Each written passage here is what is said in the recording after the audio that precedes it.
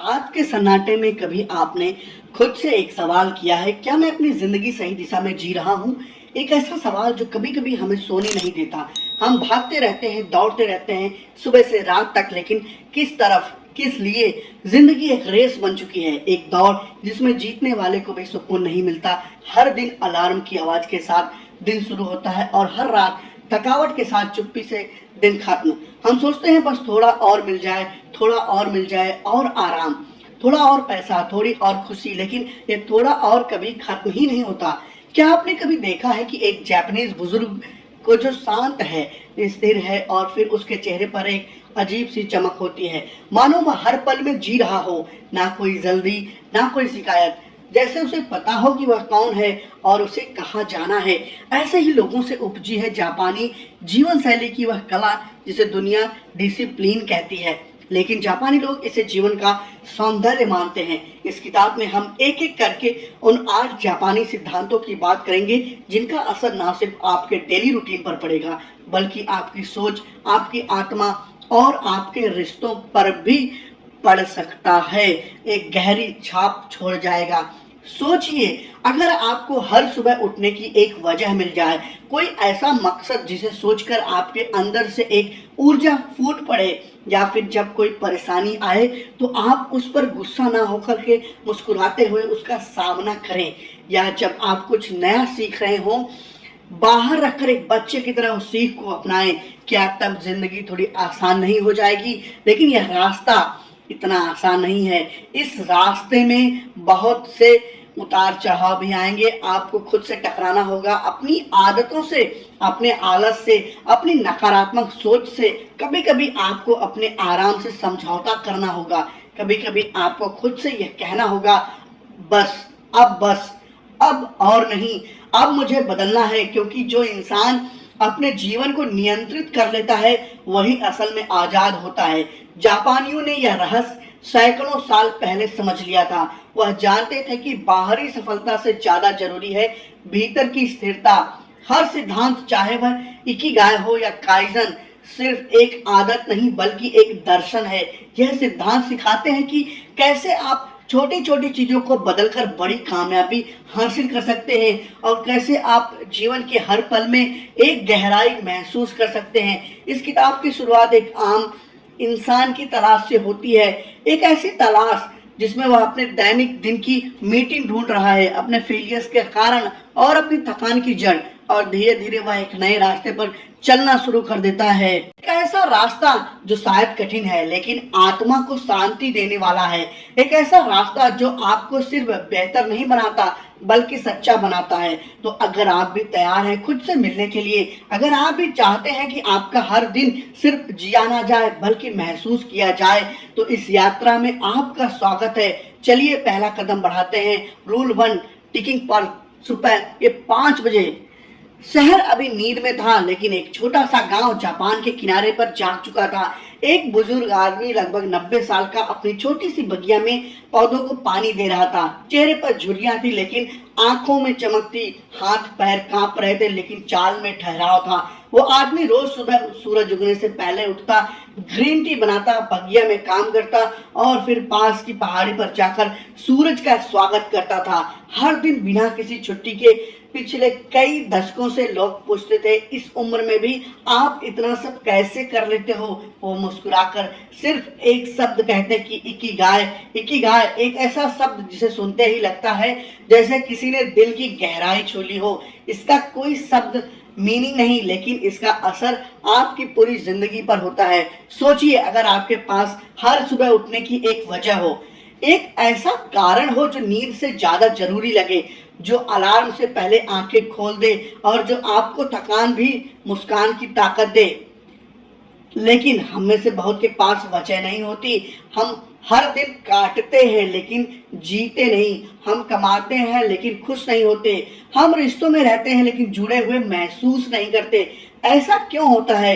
क्यों कहीं ना कहीं हमें अपनी एक इकिगाई खो दी है। वह वजह है जो हमें खुद से जोड़ती है, हमें महसूस कराती है कि हम क्यों हैं, हम किस लिए हैं। बचपन में हम किसी का एक सपना होता है, कोई एस्ट्रोनॉट बनना चाहता है, कोई सिंगर, कोई साइंटिस्ट, जैसे जैसे हम बड़े होते हैं, जिम्मेदारियां बढ़ती हैं, डर आने लगता है क्या मैं कर पाऊंगा, और धीरे धीरे वो इकिगाई धुंधली हो जाती है। कुछ लोग सोचते हैं कि इकिगाई सिर्फ पैशन है, लेकिन नहीं, यह उससे ज्यादा कहीं गहरा है।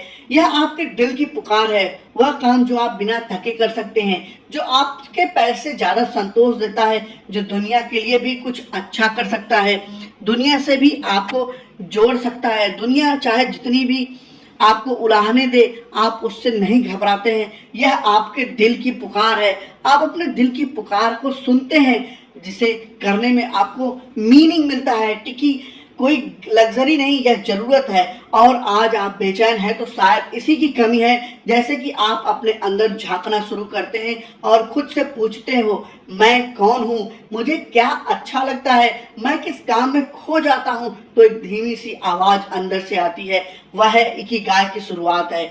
और मजे की बात यह है कि इकिगाई कोई एक बार मिलने वाली चीज नहीं, यह एक यात्रा है, एक रास्ता जिसे आपको खुद तलाशना है। और जब आप उस रास्ते पर चलना शुरू कर देते हो तो फिर दुनिया की हर तकलीफ छोटी लगने लगती है, आपकी काम आपकी पूजा बन जाती है, आपका जीवन एक अर्थ ले लेता है, और फिर आप उस 90 साल के बुजुर्ग की तरह मुस्कुरा सकते हैं, बिना थके, बिना शिकायत के, क्योंकि आपको पता है मैं क्यों जिंदा हूं। अगर आज आप खुद खो गए, अगर आपकी मॉर्निंग बेमतलब लगती है, अगर दिन बोझ बन चुके हैं, तो रुकिए, गहराई से सांस लीजिए और खुद से एक सवाल पूछिए, व्हाट इज माई इकिगाई।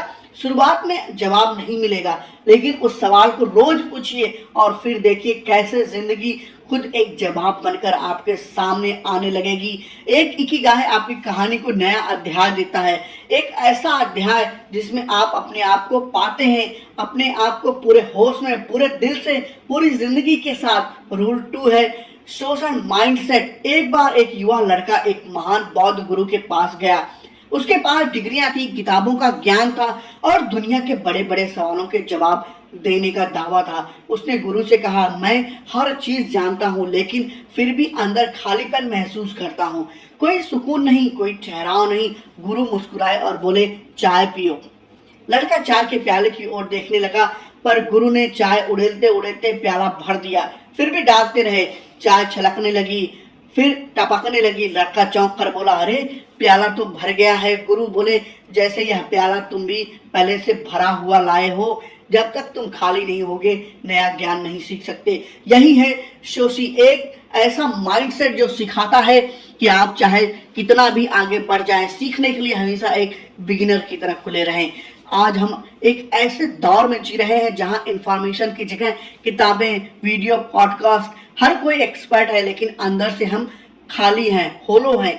क्यों? क्योंकि हमने खुद को सीखने के लिए बंद कर दिया है। हमें लगता है कि हम सब जानते हैं, लेकिन सच्चाई यह है कि सही ग्रोथ को रोकती है। सोशल हमें उस मेंटल में वापस लेके जाता है जब हम बच्चे थे। याद है वह समय जब हम एक नई चीज को सीखने के लिए हमेशा उत्साहित रहते थे, हर सवाल जेन्युइन लगता था और हर गलती सीख, तब ईगो नहीं था, दरवाजा बंद नहीं करते थे, कंपोजिंग नहीं था, क्यूरियोसिटी थी, वंडर था। अब बड़े हो गए हैं, पर क्या वो वंडर कहीं खो तो नहीं गया? हर बार जब हम कहते हैं मुझे पता है, तब हम एक दरवाजा बंद कर देते हैं, और जब कहते हैं मुझे नहीं पता, तब मैं जानना चाहता हूँ, तभी असली दरवाजा खुलता है। शोशी सिखाता है कि सीखना सिर्फ किताबों से नहीं होता, बल्कि लोगों से, अनुभवों से और अपनी गलतियों से होता है। कभी कभी कोई छोटा बच्चा भी आपको जिंदगी का बड़ा सबक दे सकता है, लेकिन उसके लिए आपको अपना दिमाग खाली करना होगा, अपने प्राइड, अपने जजमेंट और अपने पॉट नॉलेज से। लेकिन अगर आप इंटरेक्शन को, हर दिन को, हर टास्क को एक नए पर्सपेक्टिव से देखें, तो जिंदगी कितनी फ्रेश लगेगी। हर दिन कुछ नया सीखा जाएगा, हर गलती एक अपॉर्चुनिटी बनेगी और हर छोटा काम भी मीनिंगफुल लगेगा। शोशी का मतलब है खुद को एक बिगिनर की तरह देखना, चाहे आप कितने भी एक्सपीरियंस्ड क्यों ना हो। यह माइंडसेट आपको रिजिड नहीं बल्कि फ्लेक्सिबल बनाता है। यह आपके अंदर की घमंड की दीवार को तोड़ता है और एक सच्चे स्टूडेंट को जगाता है। जब कोई चीज मुश्किल लगे तो सोचिए, क्या मैं इसे सीखने के लिए तैयार हूँ, या मैं बस इसे देखना चाहता हूँ कि मुझे आता है। यदि फर्क है एक बंद माइंडसेट और एक शोषण माइंडसेट में। और जब आप शोशी को अपनाते हैं तो आप किसी क्लासरूम के स्टूडेंट नहीं रहते, आप जिंदगी के स्टूडेंट बन जाते हैं। हर गली, हर चेहरा, हर दिन आपको कुछ नया सिखाने लगता है। इस माइंडसेट से आप सिर्फ सक्सेसफुल नहीं बनते, आप हम्बल बनते हैं, ग्राउंडेड बनते हैं, और यही आपको हर स्टेप में टिकाए रहता है। क्योंकि असली बुद्धिमानी वही है जब आप जानते हुए भी यह माने कि मुझे और सीखना है। सोची वही जादू है जो एक साधारण इंसान को एक्स्ट्रा ऑर्डिनरी बनाता है, धीरे धीरे शांत और अस्थायी रूप से। तो क्या आप तैयार हैं फिर से एक बार बिगिनर बनने के लिए? क्या आप अपना मन खाली कर सकते हैं ताकि जिंदगी कुछ नया उड़ेल सके?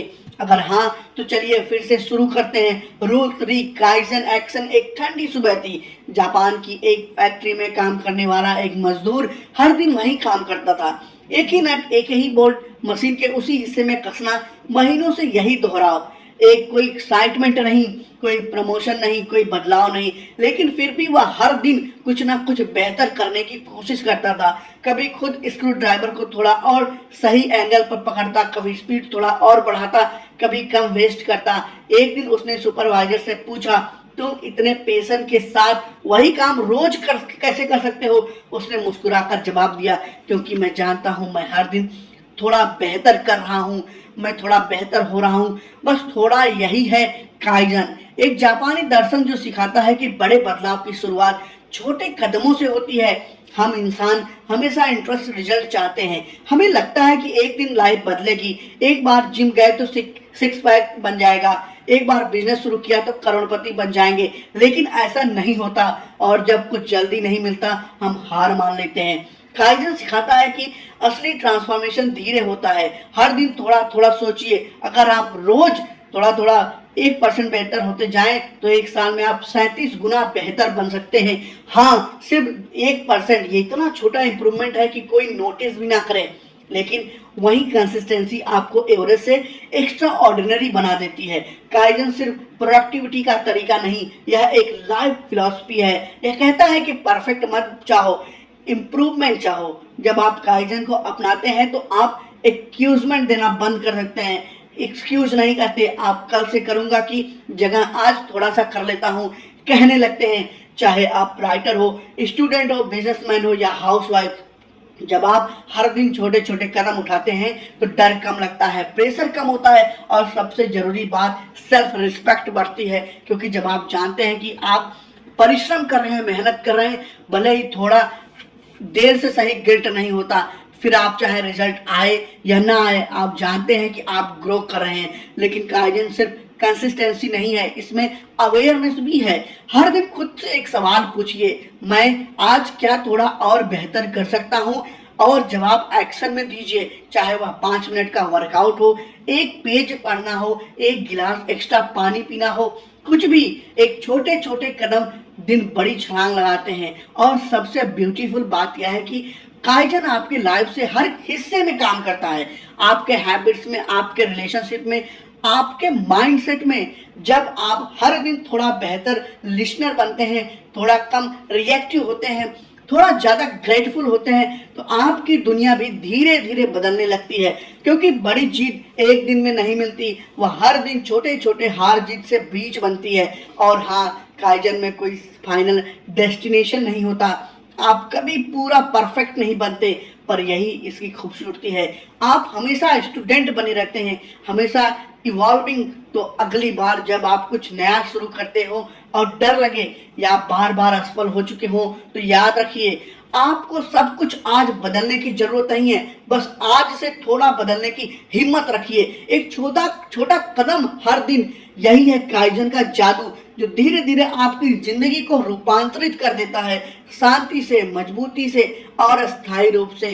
क्या आप तैयार हैं पहला छोटा कदम उठाने के लिए? अगर हाँ तो अभी से शुरुआत करें, क्योंकि little action is to better than big intention rule for govern expert. Japan के एक ऐसे छोटे से कस्बे में हर साल एक मैराथन होती है। उस दौड़ में सबकी नजर एक ही इंसान पर होती है, एक बूढ़ी महिला जो उम्र के 80वें दशक में थी। 80 के दशक में कदम रख चुकी थी, लेकिन फिर भी हर साल दौड़ती है। उसकी चाल धीमी होती है, सांसें भरी, शरीर कांपता हुआ, फिर भी वह हार नहीं मानती। बारिश हो, धूप हो या तेज हवा, वह आती है, दौड़ती है, गिरती है और फिर उठकर चलती है। लोग पूछते हैं इतनी उम्र में क्यों? वो मुस्कुराकर सिर्फ एक शब्द कहती है, गनबारू। गनबारू एक ऐसा शब्द जिसे ट्रांसलेट नहीं किया जा सकता, क्योंकि इसका मतलब सिर्फ कोशिश करना नहीं, इसका मतलब है पूरी जान लगा देना। जब तक कोशिश करते रहना है तब तक आत्मा थक ना जाए, और तब भी हार ना मानना। गबरू का मतलब है जब हालात आपके खिलाफ हो तब भी आप अपने हौसले के साथ खड़े हों। जब मंजिल दूर हो, रास्ता धुंधला हो और कोई ना हो, तब भी आप चलते रहें। आज की दुनिया में सब कुछ इंटरेस्ट चाहिए, interest success, interest money, interest fame, लेकिन कोई भी मीनिंगफुल चीज इंटरेस्ट नहीं मिलती। चाहे रिलेशनशिप हो या करियर, चाहे ड्रीम्स हो, चाहे आइडेंटिटी, हर चीज एफर्ट मांगती है, लेकिन ज्यादातर लोग बीच में थक जाते हैं, हार मान लेते हैं। गनबारू हमें सिखाता है कि असली जीत वहां होती है जहां हम हारने के बाद भी कोशिश करते हैं, जहां हम थक कर रुकते नहीं, थोड़ी देर बैठते हैं और फिर उठकर फिर से चल पड़ते हैं। हर उस इंसान की जिंदगी में ऐसा फेज जरूर आता है जब सब कुछ टूटने लगता है, हमारा कॉन्फिडेंस, हमारा मोटिवेशन, हमारे सपने, हम बिखरने लगते हैं। ऐसे समय में दो ही रास्ते होते हैं, या तो हम हार मान लें या फिर गनबारू को अपना लें। गनबारू का मतलब है कि मैं कर सकता हूँ, भले ही मुश्किलें हो, भले ही धीमा हो, लेकिन मैं रुकूंगा नहीं। गनबारू हमें सिखाता है कि असली जीत वहां होती है जहां हम हारने के बाद भी कोशिश करते हैं, जहां हम थक कर रुकते नहीं, थोड़ी देर बैठते हैं और फिर उठकर फिर से चल पड़ते हैं। हर इंसान की जिंदगी में ऐसा फेज आता है जब सब कुछ टूटने लगता है, सब कुछ बिखरने लगता है। पता है अगली कोशिश ही वह होती है जो आपकी किस्मत बदल दे। गनबारू एक आम इंसान को वॉरियर बना देता है, ले बिना तलवार के, बिना शोर के, लेकिन अंदर से अजय। तो अगली बार जिंदगी फिर आपको गिराए तो बस एक बार फिर से उठिए, और क्योंकि कभी कभी जीतने का मतलब बस इतना होता है, चलते रहना। गनबारू और देखिए कैसे आप खुद पर गर्व करना सीख जाते हैं, क्योंकि आपकी हार नहीं मानी, आपने हार नहीं मानी, वही सबसे बड़ी जीत होती है। इसका मतलब है चलते रहना। इंड्योरेंस। वो रात बेहद ठंडी थी, चारों तरफ बर्फ की चादर ढकी हुई थी। जापान के एक मंदिर में लकड़ी के फर्श पर एक युवा लड़का ध्यान में बैठा हुआ था। रूल 5 है गेमन। हाथ कांप रहे थे, होठ नीले पड़ चुके थे और सांसें थम सी गई थी, फिर भी उसकी आंखें बंद थी, वह हिला नहीं। उसने शिकायत नहीं की, उसने सहा, क्योंकि क्योंकि उसने गामन सीखा था। गामन एक ऐसा जापानी दर्शन है जो सिखा सकता है कि तकलीफों को गरिमा के साथ एक युवा लड़का सहता कैसे है। अंदर से मजबूत होना। स्टेट्स या तो स्टेटस डाल दिया, किसी ने कुछ कह दिया तो पूरी दुनिया को बता दिया। हम भूल गए कि कभी कभी ताकत चुप रहने में होती है। गमन सिखाता है कि हर दर्द का जवाब चीखना नहीं होता, कभी कभी हमें उसी बहादुरी के साथ लड़ना होता है, उसी बहादुरी के साथ आगे बढ़ना होता है। उस दर्द को महसूस करना, उसे समझना और फिर भी मुस्कुराना, यह कोई कमजोरी नहीं, यह कोई कमजोर बनने की बात नहीं, बल्कि यह उस इंटरनल स्ट्रेंथ की बात है जो अब तक नजर आती है जब हम बाहर से टूटे जाते हैं, लेकिन फिर भी अंदर से खड़े रहते हैं। हर इंसान की जिंदगी में एक ऐसा वक्त आता है जब सब कुछ खोने जैसा लगता है, जब आपका सबसे करीबी इंसान आपको छोड़ दे, जब आपका सपना टूट जाता है, जब आप अकेले पड़ जाते हैं और दुनिया आपको समझना बंद कर देती है। ऐसे समय में गमान आपके ढाल बनता है। आपकी हर इस इंसान में ऐसा वक्त में उसके साथ खड़ा होता है जब आप अकेले पड़ जाते हैं, दुनिया आपको समझना बंद कर देती है। ऐसे समय में गमान आपके सहयोगी बनता है। इसका मतलब है कि आप जानते हैं उस समय गुजर जाएगा, आप जानते हैं कि इस दर्द में कोई मीनिंग छुपा हुआ है। और जब आप इस माइंडसेट को जीने लगते हैं तो आप हर उस स्टॉर्म में खड़े हो रह सकते हैं। जो लोग सोचते हैं कि वो कैसे संभल पाएगा, या सब कुछ उन्हें नहीं पता कि आप रातों रात नींदें खोई हैं, चुपचाप रोए हैं और फिर खुद को गले लगा कर आगे बढ़े हैं। घमान का मतलब है बाहर से शांति और अंदर से आग, बाहर से स्थिरता और अंदर से संघर्ष। आप रो सकते हैं, लेकिन अकेले आप हिम्मत हार सकते हैं, लेकिन अगले पर फिर से खड़े हो जाते हैं। जब आप कमान को अपना लेते हैं तो दुनिया की कोई ताकत आपको झुका नहीं सकती। आपको कोई हालातों से, आपके भीतर पीड़ा से भी लड़ना सीख चुके हैं। कमान आपके कैरेक्टर को पत्थर की तरह मजबूत बनाता है। आपका दिल नर्म रहता है, लेकिन आपकी आत्मा फौलाद बन जाती है। तो अगली बार जब जिंदगी आपको उस मोड़ पर लाए जहां सब कुछ टूटता और महसूस हो, तो खुद से बस एक बात कहना, मैं अभी सह जाऊंगा, मैं हार नहीं मानूंगा, मैं गमन हूँ। और उस पल आप खुद को फिर से गढ़ते हैं, एक नई ताकत, एक नई गरिमा और एक नई शांति के साथ। Rule 6, Bobby extend. एक पुराना मिट्टी का प्याला था, उसका किनारा टूटा हुआ था, रंग हल्का उड़ चुका था और उसमें एक पतली सी दरार भी थी। देखने में वह प्याला किसी कबाड़ से कम नहीं था, लेकिन जापान में उसे एक शेल्फ में बड़े गर्व से सजाया गया था, क्योंकि उस प्याले में भविष्य भी था। बॉबी साबी एक ऐसा दर्शन जो कहता है खूबसूरती उस चीज में है जो अधूरी है, जो टूटी है, जो अस्थाई है, यानी जो परफेक्ट नहीं, वही सबसे सुंदर। अब सोचिए, अब हम उस जिंदगी में परफेक्शन के पीछे भागते हैं, एक perfect body, perfect career, perfect relationship, और जब कुछ थोड़ा सा भी बिगड़ता है हम टूट जाते हैं। हमें लगता है कि अब सब खत्म, लेकिन बॉबी सॉबी कहता है कि नहीं, यही तो शुरुआत है। यह सिद्धांत आपको याद दिलाता है कि आप कोई शोरूम नहीं जहां सब कुछ चमचमाता हुआ और फ्लॉलेस होता है। जिंदगी तो एक पुराना कमरा है, थोड़ी धूल वाली अलमारियां, कुछ उखड़े हुए रंग, लेकिन उन्हीं में छुपा है असली जादू। बॉबी शॉबी हमें सिखाता है कि हर चीज में इम्परफेक्शन को एक्सपेक्ट करना ही सच्ची शांति है। हर दरार एक कहानी होती है, हर दाग एक अनुभव। अब आप जरा अपने आप को देखिए, आपका अतीत शायद परफेक्ट नहीं था, कुछ रिश्ते टूटे होंगे, कुछ फैसले गलत निकले होंगे, कुछ सपने अधूरे हुए होंगे, लेकिन क्या उन गलतियों ने आपको कुछ नहीं सिखाया? क्या उन तकलीफों ने आपको और मजबूत नहीं बनाया? भविष्य कहता है कि खुद को वैसे ही अपनाओ जैसे आप हो, ना कुछ छुपाओ, ना कुछ घबराओ। सोचिए, अगर पेड़ हर पत्ते सूखे को शर्म से छिपा लेता, या चांद अपनी खामियों के कारण रात को रोशनी देना बंद कर देता, तो दुनिया कितनी अधूरी होती। भविष्य भी एक जेंटल रिमाइंडर है कि जिंदगी का असली स्वाद तब आता है जब हम उसमें चीनी नहीं सच्चाई मिलाते हैं, जब हम अपने फ्लॉज को फ्लॉज नहीं फीचर मान लेते हैं। आपका टूटा हुआ दिल, आपकी झुकी हुई पीठ, आपके थके हुए हाथ, यह सब सिर्फ कमजोरियां नहीं बल्कि जीवन की तमंगे उमंगे हैं। उनमें वह संघर्ष छुपा होता है जिसे आपने जिया, वह आंसू जिसे आपने चुपचाप पी लिया। वह सब आपकी बॉबी शॉबी को जानते हैं। तब आप दूसरों में भी इनपरफेक्शन को स्वीकार करना सीख जाते हैं। तब आप प्यार डिमांड नहीं करते बल्कि समझ बन जाता है। तब रिश्ते कंपैरिजन नहीं करते बल्कि कनेक्शन बनते हैं। और यही एक्सटेंशन आपके अंदर एक ऐसी शांति लाता है जो किसी थेरेपी, किसी मोटिवेशनल कोड, किसी एक्सपेंसिव वेकेशन से नहीं आती। वो शांति आती है जब आप आईने में खुद को देखकर कह पाते हैं, मैं जैसा हूँ वैसा ही ठीक हूँ। मेरी खूबसूरती है बॉबी शॉबी सिर्फ एक कॉन्सेप्ट नहीं, यह एक नजरिया है, यह एक तरीका है दुनिया को देखने का, बिना जजमेंट, बिना डर, सिर्फ सच्चाई और सहजता के साथ। तो अब जब अगली बार आपकी जिंदगी कुछ कम परफेक्ट लगे, जब कोई चीज अधूरी लगे, कोई रिश्ता थोड़ा टेढ़ा लगे, तो रुकिए, मुस्कुराइए और खुद से कहिए, यही तो बॉबी सॉबी है, यही तो असली सुंदरता है। और तब आप देखेंगे टूटी हुई चीजें भी मुस्कुराने लगेंगी, क्योंकि उन्हें भी महसूस होता है कि वह काबिल है, चाहे वह अधूरी हो फिर भी पूरी। रूल 7, हरा हजबूर सेल्फ केयर। शाम का वक्त था। जापान के ओकिनावा द्वीप में एक छोटी सी बस्ती में लोग धीमी चाल से चल रहे थे। चेहरे पर मुस्कान, चाल में ठहराव और आंखों में चमक थी। कोई भाग नहीं रहा था, कोई जल्दी में नहीं था, और सबसे खास बात के लोग 90, 100, यहाँ तक कि 110 साल की उम्र में तक भी न केवल जिंदा रहते हैं बल्कि पूरी तरह एक्टिव और एनर्जेटिक भी। आखिर ऐसा क्या है इन लोगों की लाइफ स्टाइल में जो इन्हें इतना फिट, शांत और संतुलित बनाए रखता है? इसका एक रहस्य है हरा हजबू, एक ऐसा प्रिंसिपल जो हमें सिखाता है कि खाना सिर्फ पेट भरने के लिए नहीं होता बल्कि शरीर और मन को सम्मान देने का तरीका होता है।